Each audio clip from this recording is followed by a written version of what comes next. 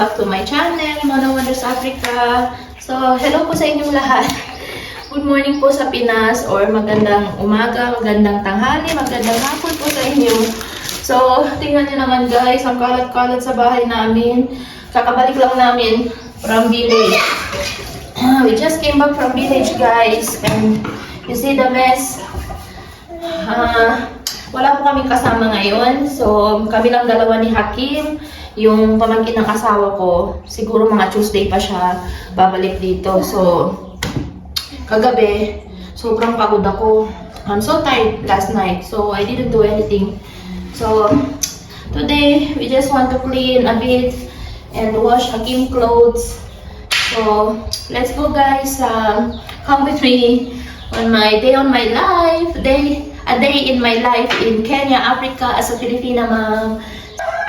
Come with me guys. I mean, stay with me as I do my daily life. So, I have a lot of things to do today. So, tara guys, samahan niyo ako multitasking. Gagawa tayo ng tsaa. Ganito ang tsaa namin sa Kenya guys.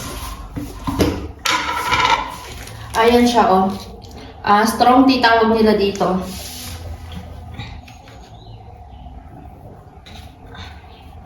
Lagay lang ako konti, and then meron akong cinnamon. Gusto ko yung yung lasa ng cinnamon, so naglalagay ako konti.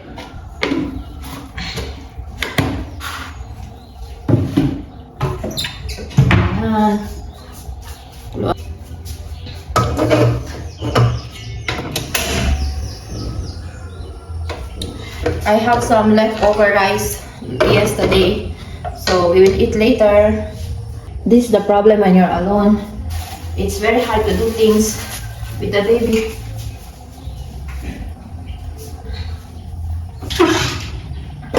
So guys, tignan niyo yung supuria dito. Supuria tawag nila dito. Yung kaldero sa atin. Yeah. Ang tawag nila dito, supuria. So, the pan here, they call supuria. So, tignan nyo, wala siyang hawakan. Kasi, pag nagluluto ng yung ugali, yung corn flour, ito, mas madali siyang magluto pag gamit itong na to, supuria na to. So, nung bago pa lang ako dito, wala pang pera pang bili ng magandang kaldero. So, ito yung binili namin kasi mura lang siya.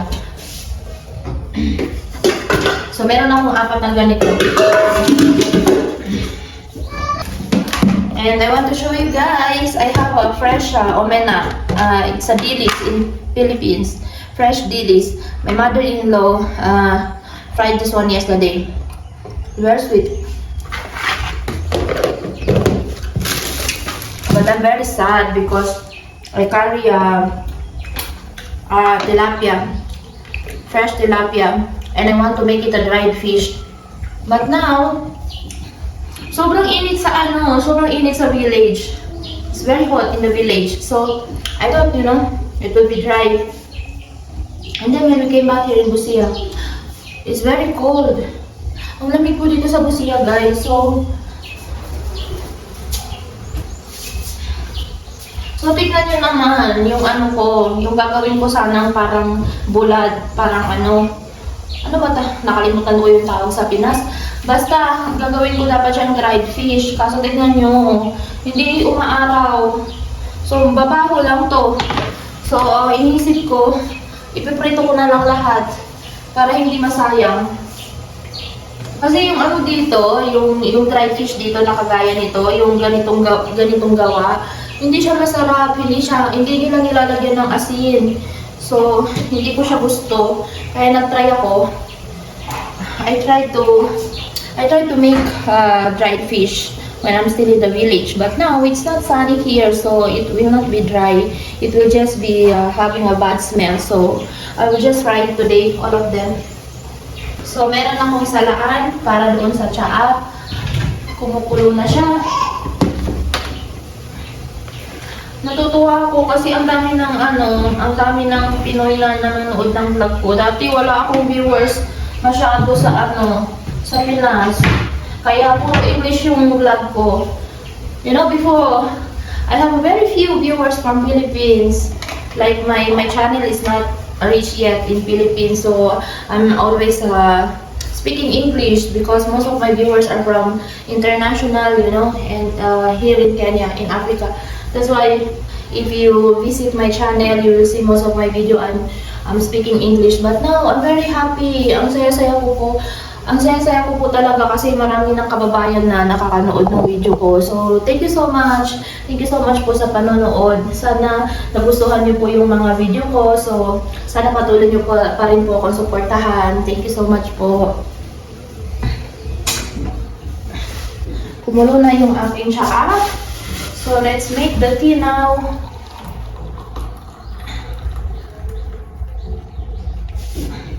Ayan siya, oh. Sinasala lang po. I haven't eaten, guys, but for Hakim, he has already eaten. I fried the egg for him, and I gave him some bread.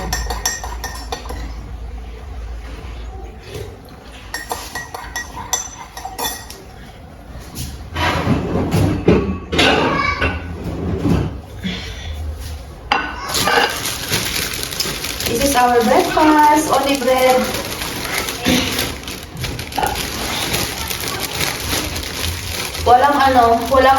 Walang stock yung bahay ko ngayon. I don't have anything now in my house, so I need to go today to the supermarket to buy some daily needs, breakfast.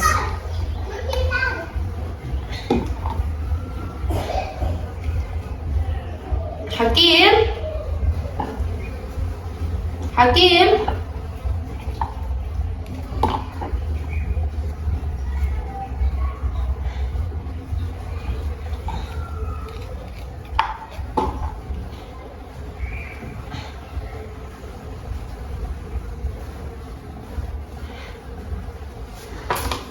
Kahit yung peanut butter ko, paubos na. Ay, ang hirap ng buhay. Pero kaya yan. Makaka-survive tayo, guys. I will show you my house. You see, I'm not done unpacking our clothes. You see the mess? Ang kalat-kalat pa sa bahay namin. Ayan si Hakim. Hakim? Hakim? Say hi. Kumakain ng itlog. Ayan, Miss Rachel nanonood.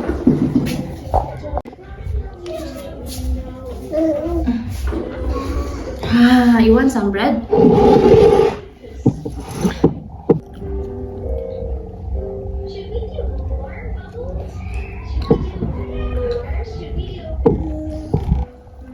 Kain po tayo. Let's eat, guys.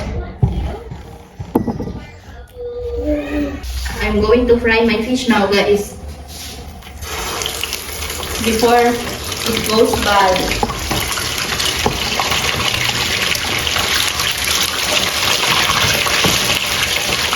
You see the flies? Hey, they're coming. So, guys, update. Wala kaming magawa. We cannot do anything. I cannot do anything. Kasi si Hakim, pag iiwan mo, umiiyak. So, pagkatapos mag-breakfast, dito ng isda, iyak na naman.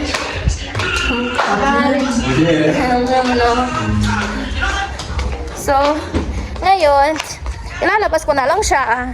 We're going outside now because I cannot do anything. So, we're going to the supermarket to buy some basic needs. So, I cannot take a video there, guys, because I'm alone with Hakim. I cannot manage. But we won't take a long time. Sorry. So, saglit lang kami dun, guys. Hindi ko kayang mag-vlog mag-isa. Pagkasama ko siya. So, next time na lang, pag nag-supermarket ulit kami, mag-vlog ulit ako doon. So, ngayon, punta muna kami ng supermarket, guys. Bye-bye. Guys, nandito na kami sa supermarket. Ayan si Hakim. Basta yan na yung diaper niya. Tatlong packet. Hakim needs these three packet of diaper every month. So he has his own budget from the dad. So this is the supermarket, just a glimpse. So hello again guys. Just now I had time to wash my plates because now it's 9 p.m. here. So Hakim is just fell asleep, so now is my time to do the cleaning, the washing. So I don't have energy anymore guys. I'm so tired because the whole day Hakim is just playing around. He don't want to sleep, so but I don't have choice. I'm alone, so I need to do the house chores so I can sleep in peace. Oh my god, not rest in peace guys, huh? Just sleep in peace that I will wake up in a clean house. So tara na guys, hugas tayo ng napakaraming plato dito. Kasi naiwan yung ibang mga plato dito sa lagayan. Hindi siya nalagay sa cabinet. No, umuwi kami ng village. So ngayon, ayoko naman siyang gamitin kasi maalikabok na. Tapos, alay mo may ipis. Tapos may bata. So, hugasan na lang lahat ulit. So, nagda-doubt pa rin ako sa sarili ko hanggang ngayon guys. Kasi, iniisip ko na nung nag-start ako nitong pagko-content creator, kung may manonood pa ng mga videos ko. So, thankfully, meron namang nanonood. So, I'm so grateful for all the viewers. Especially those who's always supporting me, always watching my vlog. So, I'm so grateful to you guys. Thank you so much. Na ano ba yun siya? Parang tumataas yung self-confidence ko pag nakikita ko na may mga nag-review, lalo na pag may mga nag-comment. Sobrang natutuwa ako kung napapansin niyo po lahat ng nag-comment sa vlog ko. Tsinatsaga ko po talagang replyan lahat kasi sobrang na-appreciate ko po kayo. Kayo po yung nagpapalakas ng loob ko na ipagpatuloy yung pag-vlog kahit na sobrang pagod na sa pagiging nanay. So, I salute all the mothers in the world, especially my mom, my grandma, my mother-in-law, everyone, all the mother around the world. I salute every one of you because being a mom is not easy. Hindi po madaling maging isang nanay. Yan po yung pinakamahirap na trabaho. So, kailangan natin i-appreciate yung mga nanay natin sa lahat ng sakripisyo nila sa atin. Ang hirap maging nanay. Like, for example, now for me, I'm alone. Actually, I'm staying with Lenny. It's my husband's niece, but right now, she's still in the village. She didn't travel with us because she wants to spend more time with my in-laws. So, it's just okay. She will come maybe next week. So when Lenny's around, at least I'm not having a hard time because she's helping me washing these dishes, washing the clothes, and cleaning the house. So for me, I'm just cooking and taking care of Hakim. So gumagaan po yung buhay ko pag may kasama ako dito. Kasi ayaw din naman po ng asawa ko na wala akong kasama. Kasi mahirap po mag-isa, lalo pag may bata. So, si Lenny, dalaga pa siya. 20 years old pa lang po si Lenny. So, nakagraduate siya ng high school. Kaya lang, hindi siya nakapag-continue mag-college kasi wala pong magsusupport. So, sana, hopefully, panarin tayo. Pag umano na, lumago na tong YouTube channel ko, makatulong na ako sa kanila para makapagpatuloy sila ng pag-aaral. Tsaka ang pinaka-main reason talaga, the main reason why I created this YouTube channel is, I'm a Filipina, so most of you guys, I know you know that Filipina is a very hardworking, Filipina woman is a very hardworking everywhere around the world. They're very hardworking. So like for me, I'm used to work. I used to earn my own money. So I used to help my family way back in Philippines. So the reason the reason why I started my YouTube is I want to help continue helping my family in the Philippines and also saving some money for Hakim for his future and helping my husband for the finances. Yung alam niyo po yung asawa ko, kahit pa nung nag-work pa ako, wala po siyang pakialam sa pera ko, wala po siyang pakialam. Hindi niya po tinatanong kung magkano yung sahod ko, hindi rin niya pinapakialaman kung may pera ba ako. So, yun yung pinakamaganda sa kanya. So, ngayon na nag-start na ako mag-content creator, sabi naman niya, hindi niya tinatanong kung kumikita ba ako dito or may kikitain ba ako dito. So, support lang po siya.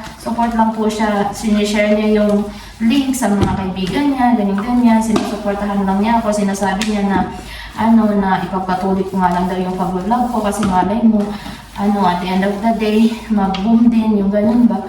So, I'm very thankful for my husband because he's my #1 fan. So, he's my #1 supporter. He always share the link of my videos to his friends. So, I'm very happy. Even he's far away, he's still supporting me. So, ito guys, kwentuhan na lang tayo habang naghuhugas ako ng plato. Kasi, ayoko pong mag-upload ng sobrang habang video. I don't want to upload a very long video because I don't want my viewers to feel bored, you know. So, right now, I can just share some stories with you guys because Hakim is sleeping, so it's good, you know. It's good to share my life here in Kenya, Africa. So, sana po patuloy niyo po akong suportahan. Meron din po tayong isang sister na nag-vlog din po. Actually, hindi po isa lang. Yung pinakasikat ko na friendship ko ngayon, na si Sis Myla, yung Pinay in Kenya, Africa. Ayan, sobrang hardworking po nung babae na yun. Sobrang hardworking niya, wala akong masabi. Siya yung nag-motivate sa akin na mag-start ng pag-vlog. So, very thankful ako sa kanya, very grateful ako sa kanya kasi lagi niya ako minomotivate na sige lang, mag-upload ka lang kahit na konti yung views mo at pagpatuloy mo lang, malay mo naman magdadami din yung viewers mo, ganyan-ganyan. So, laking pasalamat ko talaga. So, ang galing lang kasi nasa Kenya kami parehas tapos parang magkapatid na yung turingan namin sa isa't isa. So, yung isa naman na nag-vlog, follow nyo pala siya guys. Alam ko ang karamihan sa inyo naka-follow na sa kanya pero yung mga hindi pa naka-follow, please follow, please subscribe to my sister, my Filipina sister. Her name is Myla but her YouTube channel is Pinay in Kenya, Africa. So, please subscribe and support her also. And there is another one, Joy in, I think it's Joy in Africa. I'm not sure, but she's just new. Bago na po siya. So, she's just new. She's just started. She don't have a lot of uploads yet, but I hope you can support her also, guys. So, as I'm saying, I'm very grateful to each one of you who's staying to watch my video until the end. So, I know guys, time will come that all my effort and hard work will be paid off, you know. So, thank you so much everyone. And I hope all of you are doing well. So, let me continue my washing guys and see you on my next vlog. Right now, I'm very sleepy. I just want to finish these dishes and edit this video. So I can upload and create another video for you guys. So thank you so much for staying. I love you all. Bye bye.